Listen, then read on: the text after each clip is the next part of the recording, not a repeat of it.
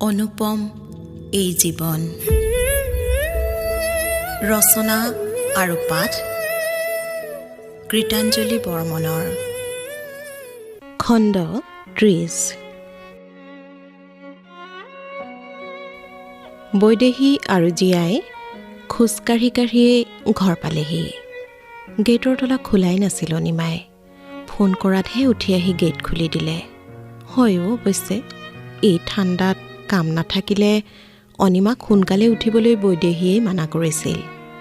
সদায় সোনকালে উঠিবই লাগে, সেয়ে মুমুৰ স্কুল নাথাকিলে দেৰিকৈ উঠিবলৈ কয় বৈদেহীয়ে। ঘৰ সোমায়েই বৈদেহী মুমুৰ ওচৰ পালেগৈ। মুমুৰ গভীৰ টোপনি। কপালত হাত দি জ্বৰ আছে নেকি চাবলৈ লৈও হাতখন আঁতৰাই আনিলে। হাতখন ঠাণ্ডা হৈ আছে, সাৰ পাই যাব তাই। বৈদেহীৰ পাছে পাছে অহা অনিমাই লাহেকৈ ক'লে, কালিৰ পৰা জ্বৰ নাই। দুয়ো একেবাৰে গা ধুই আজৰি হৈ ল'লে। গোটেই ৰাতি বাছত আহি কিবা লেতেৰা লেতেৰা লাগিছে। অনিমাই দুয়োকে চাহ দিলে। ৰাতি একেবাৰে টোপনি হোৱা নাছিল। গা বিষাইছে দুয়োজনীৰে। ৰাতি বৰ ঠাণ্ডা পালে। চাহ খাই উঠিয়েই দুয়ো ভালদৰে গৰম কাপোৰ লৈ শুলে।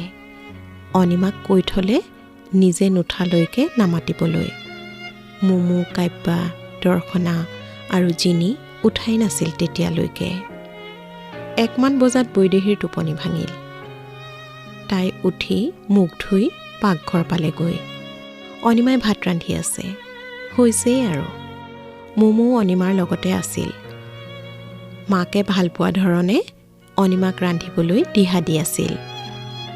বৈদেহীৰ হাঁহি উঠিল তাইৰ কোৱাৰ ধৰণ দেখি।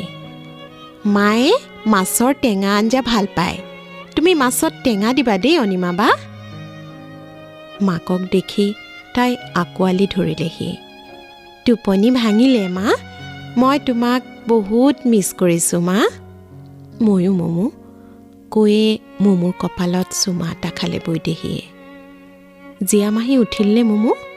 নাই উঠা মা, ৰ'বা মই জগাই দিওঁগৈ। তুমি নালাগে অনিমা, তয়ে যাচোন। চাহ খায়েই শোৱা, একো খোৱাই নাই নহয়। মই ভাত বাঢ়োঁ, মোৰো ভোক লাগিছে। দৰ্শনাহঁত ক'ত? পাছফালে বহি আছে ৰ'দতে। সিহঁতকো ভাত খাবলৈ মাতি আহিবি। অলপ পাছতে অনিমা উধাটো খাই আহি বৈদেহীক ক'লেহি, বাইদেউ, জীয়াবাৰ কিবা এটা হৈছে।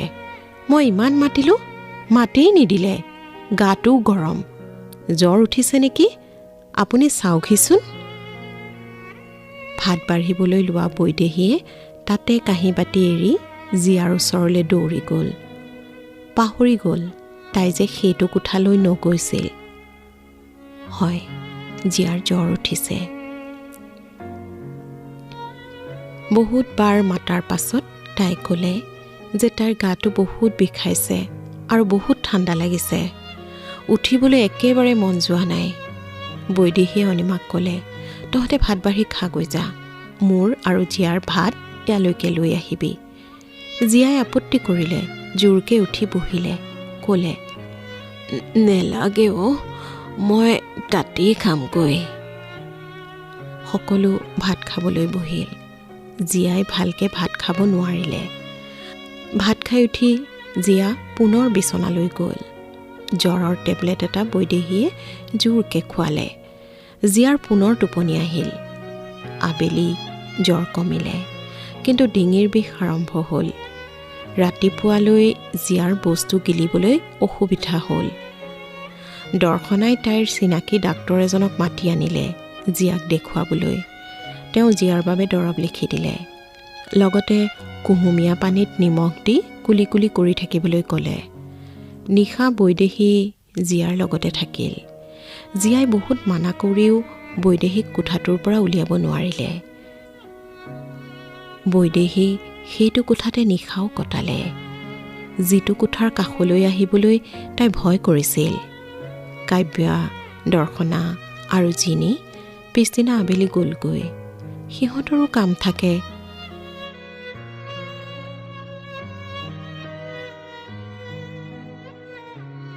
জীয়াৰ ভাল হ'বলৈ ভালেমান দিন লাগিল। বহুদিনৰ মূৰত জীয়াৰ এনেদৰে বেমাৰ হৈছিল।